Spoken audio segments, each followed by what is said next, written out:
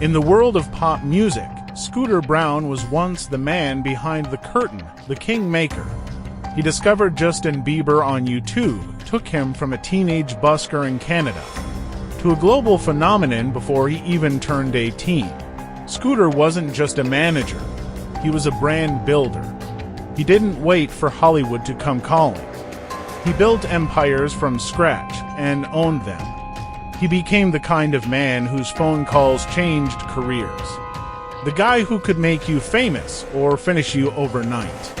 He was ruthless, brilliant, charismatic, and everyone wanted to be part of his circle. By the mid-2010s, his roster was untouchable.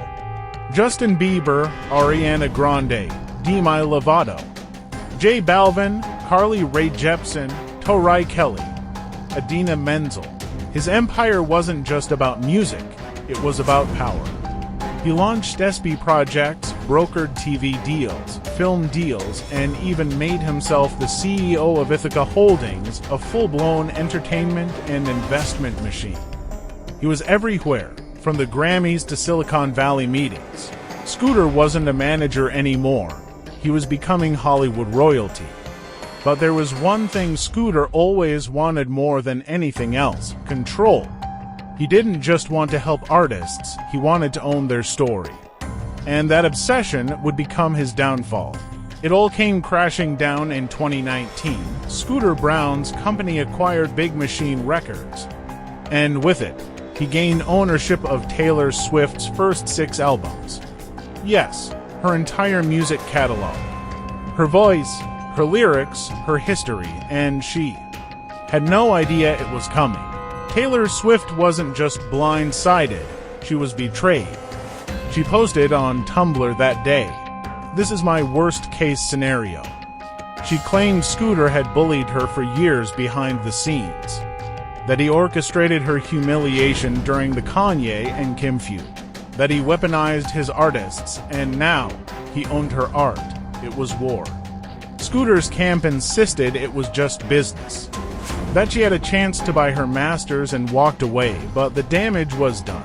Taylor Swift had exposed the music industry's dirtiest secret: artists don't own their own work. And Scooter Braun became the face of that system. Suddenly, he wasn't the cool insider anymore. He was the villain. At first, Scooter survived the Swift storm.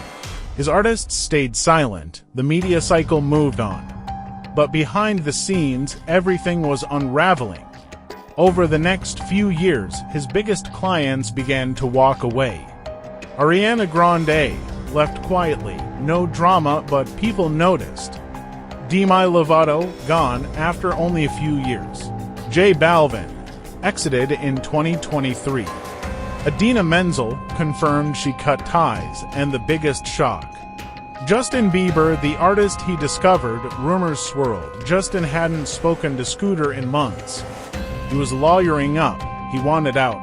Scooter denied it at first, but the narrative was already shifting. How do you lose all your stars in 1 year? Something was happening behind closed doors. Some say he was no longer prioritizing artist management. Others say it was ego, control, burnout, or maybe the artists just didn't need him anymore. While his artists were leaving, Scooter was making business moves, huge ones. He sold Ithaca Holdings to HYB, the Korean company behind BTS, for $1 billion. Suddenly, he wasn't just a manager, he was an executive in K-pop's biggest empire. He started focusing on corporate mergers, board meetings, investment deals. And the artists, they were side characters now. What started as a management company became a billion-dollar machine. And people started asking, was Scooter ever in it for the music? Or was it always about the exit strategy, because the same man who launched Teen Stars was now trading stocks in their careers? By 2023, the headlines told a different story. Scooter Braun wasn't a genius anymore. He was a cautionary tale. The man who once controlled the charts couldn't even keep his clients. He stopped showing up to music events, stopped doing interviews, and the silence was deafening. And the most poetic twist, Taylor Swift re-recorded her albums.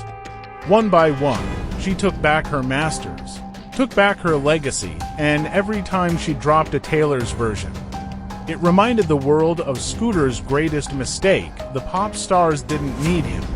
The industry moved on, and the Kingmaker was out of cards to play. Scooter Braun wasn't cancelled overnight. It took years, whispers, leaks, exit after exit. But in the end, it came down to one thing: control. The same force that built his empire is what ultimately destroyed it.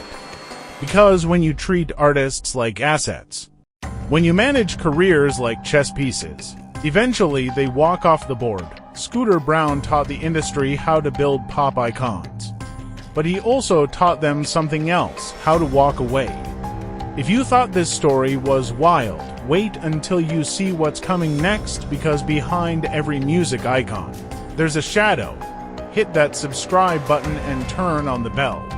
You don't want to miss the next story they tried to bury.